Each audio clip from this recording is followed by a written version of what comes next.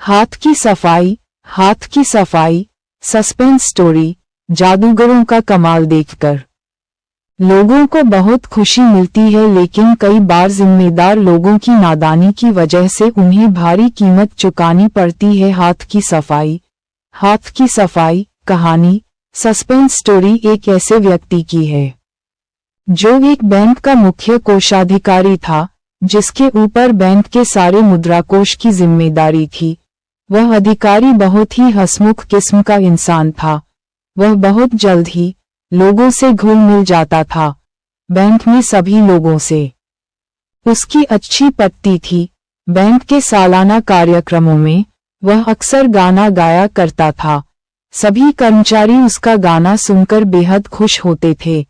इस बार यह बैंक सभी बैंकों की तुलना में सबसे ज्यादा मुद्रा खाते खोलकर रिकॉर्ड कायम करता है। बैंक की सारी मुद्रा लॉकर में रख दी जाती है। बैंक के अच्छे प्रदर्शन के लिए एक प्रोग्राम आयोजित किया जाता है। प्रोग्राम में मनोरंजन के लिए हाथ की सफाई करने वाले जादूगर को भी बुलाया जाता है। बैंक में सभी कर्मचारियों के परिवार को भी आमंत्रित किया गया था। सभी कर्मचारी अपने परिवार के साथ बैंक की सफलता का जश्न मनाने पहुंचते हैं। आए हुए सभी अतिथियों के लिए खाने पीने का शाही इंतजाम किया जाता है। लोगों का आना जाना लगा रहता है और कार्यक्रम प्रारंभ हो जाता है। इसी बीच जादूगर हाथ की सफाई दिखाने के लिए मंच पर चढ़ जाता है। बैंक के कोषाधिकारी सबसे आगे बैठकर कार्यक्रम का लुत्फ उठा रहे होते हैं। जादूगर के हर खेल में दर्शकों की तालियां बज रही होती हैं। कोषाधिकारी भी जादूगर के हाथ की सफाई को देखकर उसे मंच में कुछ रुपये इनाम में देते हैं।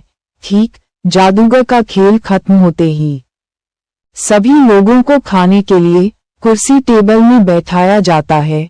जादूगर के बगल में कोषाधिकारी की कुर्सी लगी होती है। सभी की थालियों में खाना परोस दिया जाएगा और सभी खाना प्रारंभ कर देते हैं। इसी दौरान जादूगर और कोषाधिकारी की बात होने लगती है। कोषाधिकारी जादूगर से हाथ की सफाई का एक नमूना व्यक्तिगत तौर पर दिखाने को कहते हैं। तभी जादूगर उनके जेब में रखे एक लिफाफे को मांगता है, जिसकी जानकारी जादूगर को पहले से थी। लिफाफे में बैंक के मुद्राकोष का सीक्रेट पासवर्ड लिखा था। कोषाधिकारी जादूगर पर भरोसा करके लिफाफा उसे दे देते हैं। जादूगर अपने हाथ की सफाई से कोषाधिकारी के सामने ही वह लिफाफा बदल देता है और कोषाधिकारी को लिफाफा खोलने को कहा। जब उसने लिफाफा खोलकर देखा तो उसके अंदर पासवर्ड मौजूद नहीं होता।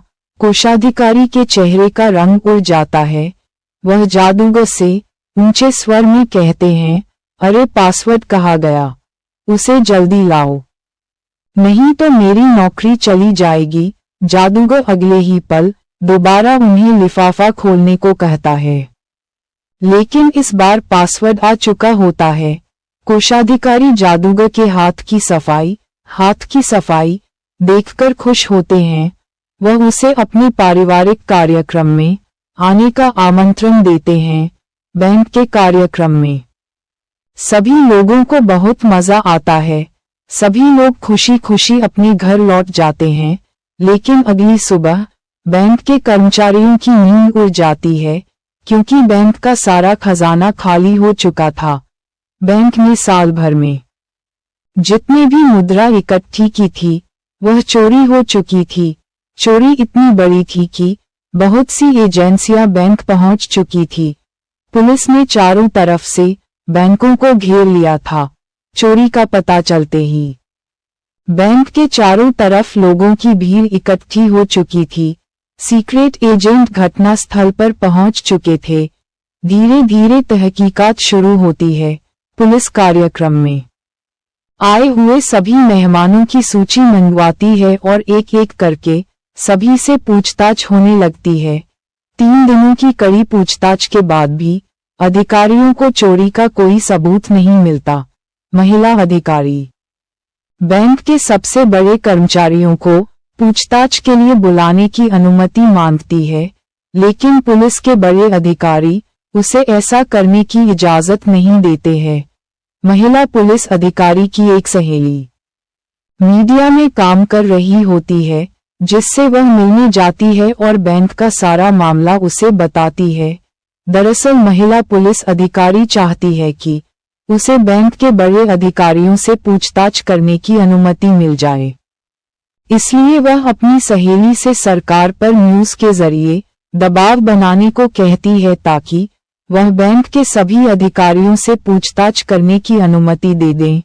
बैंक की चोरी का मुद्दा उच्च स्तरीय बन चुका था, इसलिए पत्रकार इस काम के लिए तैयार हो जाती है और महिला पुलिस अधिकारी की चाल कामयाब हो जाती है।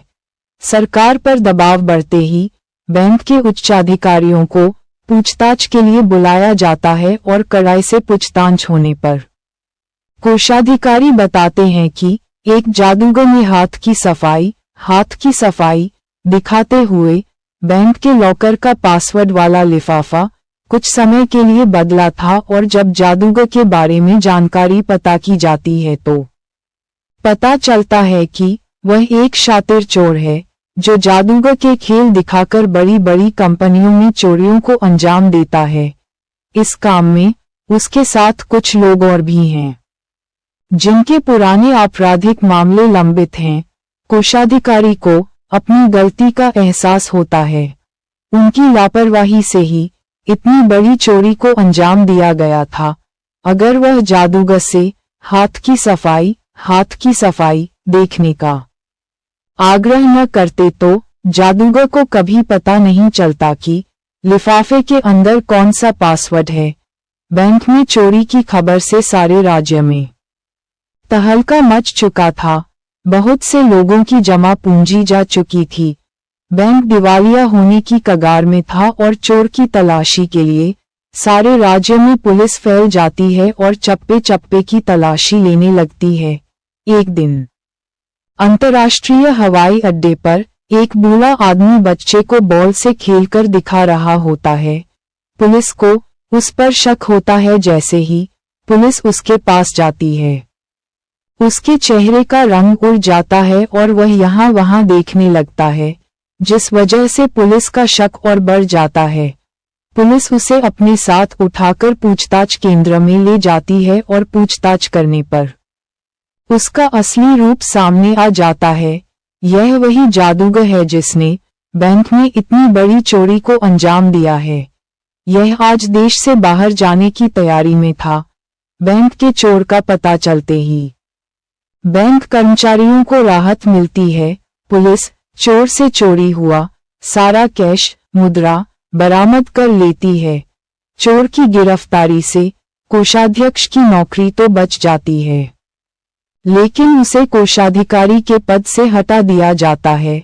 चोर को गिरफ्तार करने वाले अधिकारियों को सम्मानित किया जाता है और इसी के साथ काम समाप्त हो जाती है।